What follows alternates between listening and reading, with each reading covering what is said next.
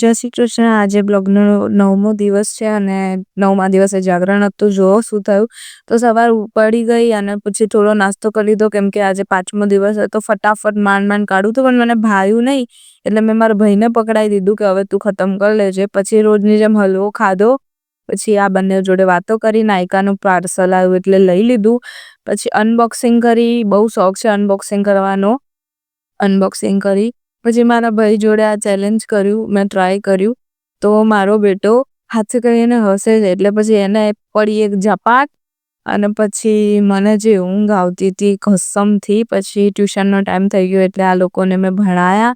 અને પછી અહીંયા અમારા કલીબેન થોડુંક મૂછો લગાવીને નાટક કરતા હતા. તો પેલી જોઈને કે મારે કરવી છે. મેં તો હાર લાય તને ટ્રાય કરી આલું, તો એને બી લગાવી આલું. પછી થોડી કટલરી સરખી કરી. ટાઈમ કાઢવાનો હતો એટલે પછી ફટાફટ રેડી થયા અને નીકળી ગયા જાગરણમાં જવા માટે. સૌથી પહેલા મેં પહોંચી ગયા ઇન્દિરા બ્રિજ. જો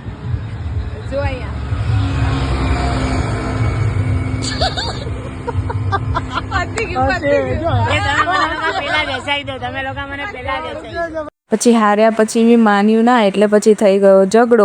અને પછી મને ઝઘડો થયો એટલે મને લાગી ખોટું, એટલે મને પછી લસ્સી પીવડાવવા લઈ ગયા. મારા ભાઈ જોડે થોડીક વાર વિડીયો કોલમાં વાત કરી. અને આ બંને કંઈ અસર છે ને એમાં આ મારું જાગરણ છે ને બગાસા ખાય છે ને પછી હસે છે. પછી 5:30 ઘરે આવ્યા અને પછી આજનો વ્લોગ આટલો જ. મળીએ કાલે. જય શ્રી કૃષ્ણ.